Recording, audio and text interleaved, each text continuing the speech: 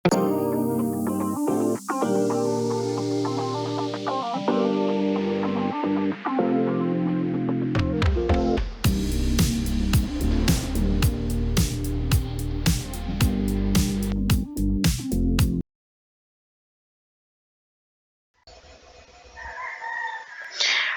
morning guys.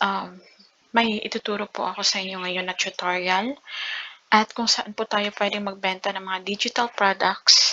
Katulad po nito ng mga coloring books, notebook, at adult coloring book, and composition notebook or yung kids na coloring book.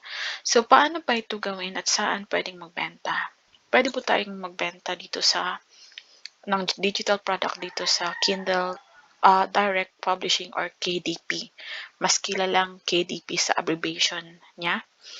So, ito po ay Amazon KDP. Gagawa tayo ngayon ng digital products by using Canva. So, ito po yung Canva.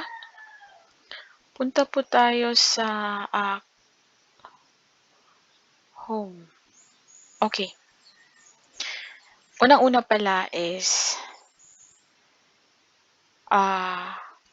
punta tayo dito sa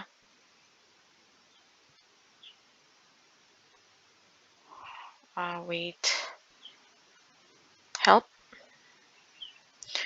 Dito sa help guys is makikita natin itong format paperback kasi ito yung size na gagamitin natin ngayon sa pagdi-design ng ating notebook.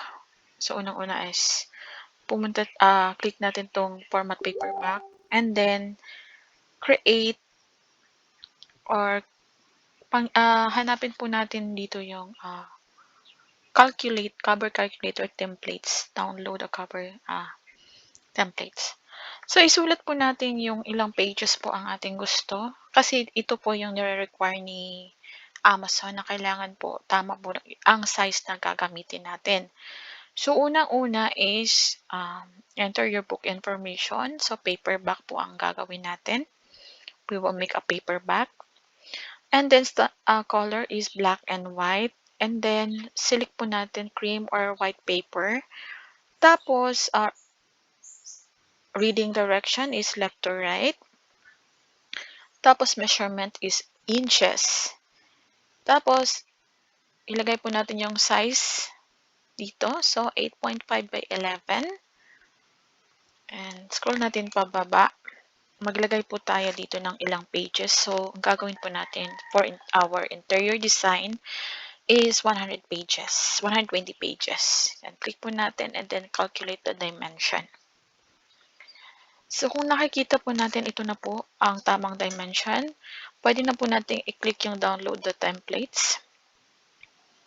Ayan.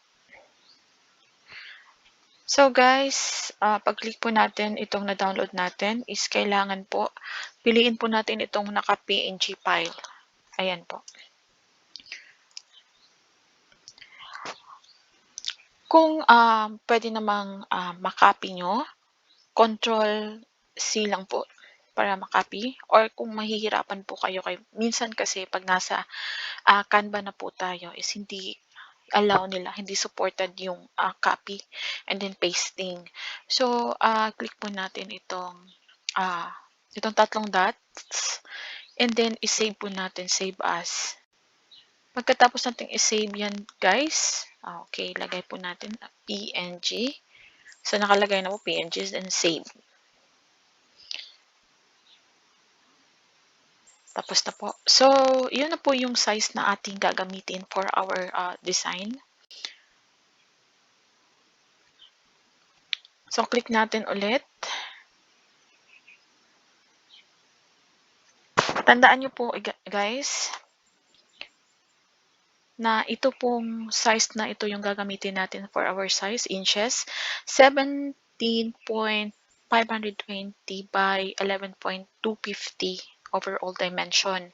Yun po yung ating gagamitin. At tandaan nyo po yan guys ha, yan po yung ating gagamitin for our cover, cover po ng ating notebook. So, okay na. Punta na tayo sa Canva.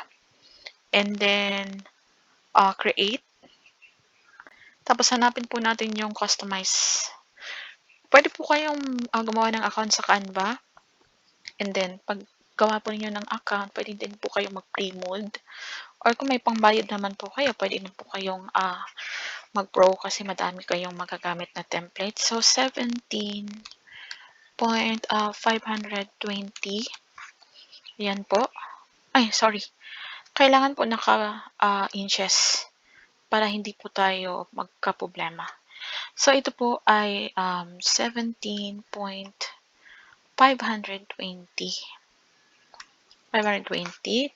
Tapos, by 11.250. Tapos, create na po tayo ng ating design. So, ayan na po guys. And then, dito po sa ating upload guys, i-upload po natin yung ating na-download na paperback. Okay, ito yung size po. So, ito yung gagamitin natin.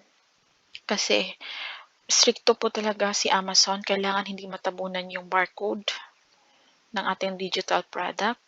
So, ayan. Ito. Gagawa tayo ng composition notebook.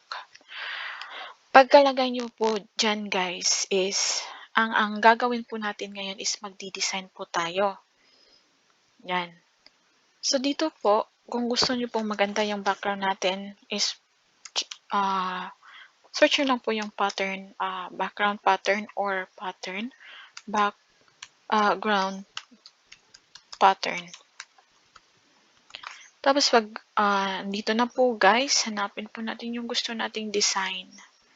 Ayan, pwede po dito sa graphics. So nakikita po natin madami pong available design po dito. Maghanap lang po tayo ng gusto nating design.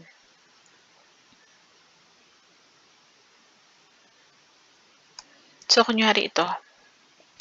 Ito yung ating design para sa ating notebook. Ayan guys. Pagkatapos guys, nalagay na natin. Click po natin yung ito po, transparency. Tapos, okay, down po natin para makita po natin kung maglalagay po tayo ng mga text.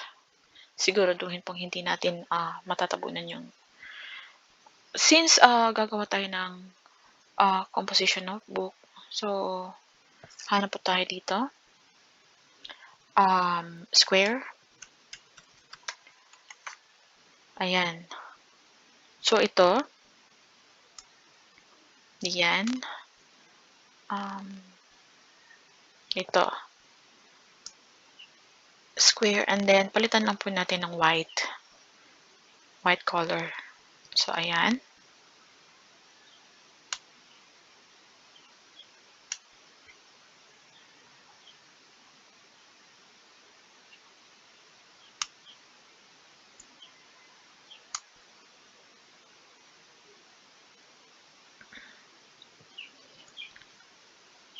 Sorry.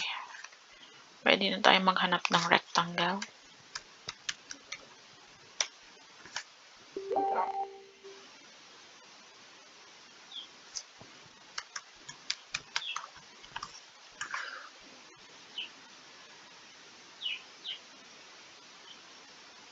Shapes. Wala talaga guys. Ang ganito na lang po ang gawin natin. Pwede na itong square. Ayan. And then, palitan po natin ito ng white.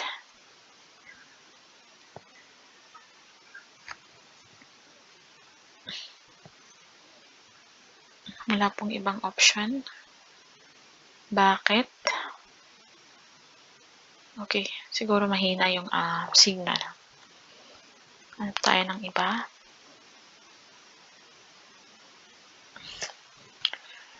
Ayan, square with borderline. Mahaba-haba din to guys. Tingnan nyo. Square na lang.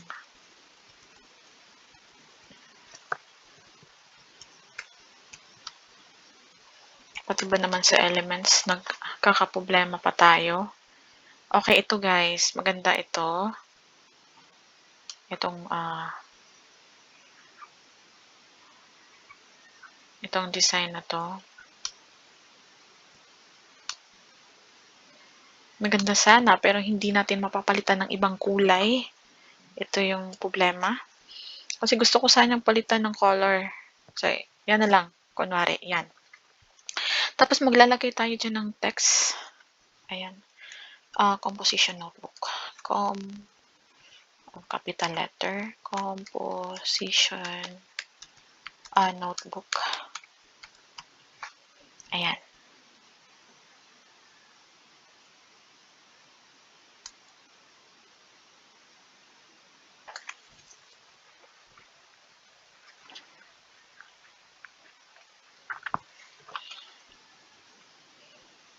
So, ganyan.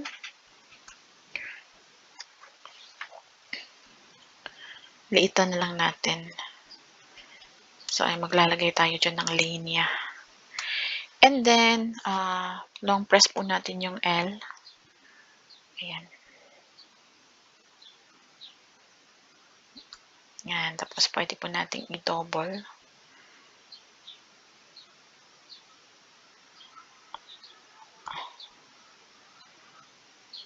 Ayan. Tapos po natin ito center.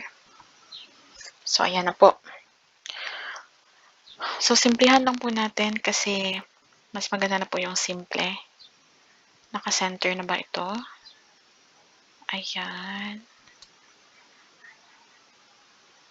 So, ayan. Okay na yan. Teka. Lalagay muna natin sa back to.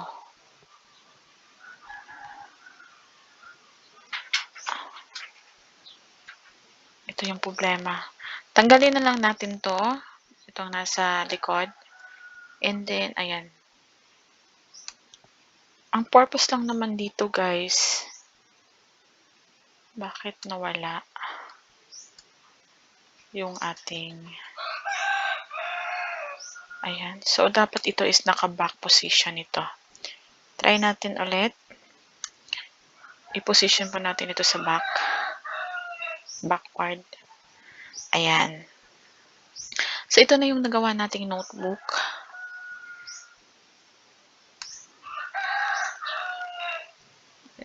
Center po natin. So, ayan.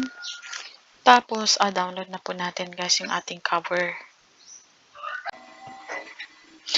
Guys, lagi po nating tatandaan guys na pag magda-download po tayo dito ng ating design is hanapin po natin ang PDF print. Kasi yun po ang tinatanggap ni Amazon. Okay, download na po natin.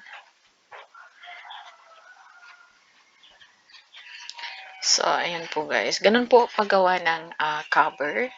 So, bilisan natin. Recap natin. So, anong gagawin? Unang-una is create, tapos hanapin, customize size. Pagkatapos guys, so naturuan ko na kayo, di ba? Na itong PNG yung ating gagamitin. Ito. Ayan. Tapos, hanapin natin yung tatlong dot. Tapos, save as natin. At ito yung isi-save natin. Kasi yun. So, nakasave na siya. Yes. So, lagi po ninyong tandaan guys na sa ating size na gagamitin natin, ito pong 17,520 by 11,250. Yun po, tandaan po natin yan guys. Kasi yun po yung ating gagamitin. And then, so 17,520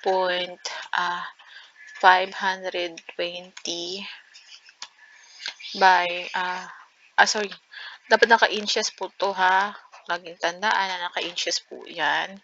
Then 17, sorry, 520, sorry, 520 by 11,250. Yun po yung size ang gagamitin natin. Create. Pagkatapos dyan is download natin yung PNG na ating nagawa na. So, ayan. Hanapin po natin yung dito sa download. Hanapin po natin itong, ayan, paperback. Yung naka-PNG na. So, ayan. And then, paste natin dito. So, ayan na. Gawa na tayo ng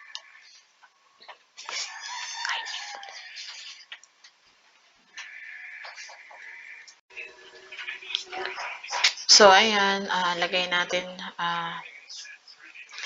ito sa center. So, ito ay kunyari lang naman. Ito yung pangalan ng inyong gagawa kayo ng notebook.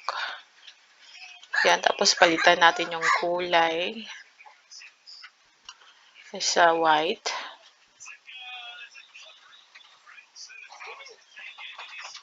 Tapos ibalik na natin yung kanina. Ito, delete na natin to kasi hindi na to kailangan.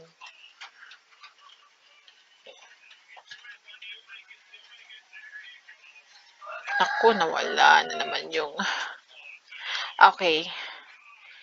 Pati yung pattern design nawala.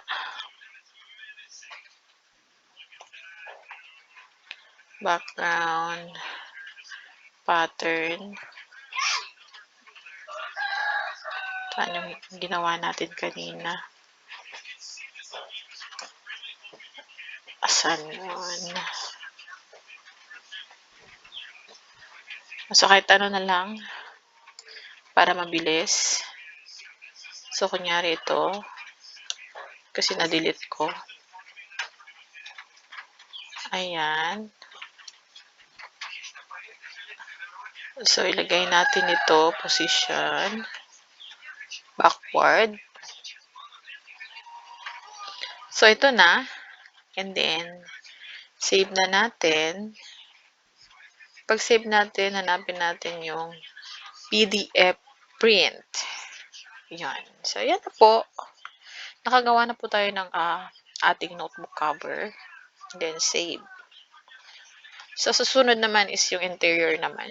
So, please don't forget to like and subscribe kung nagustuhan niyo po itong ating video.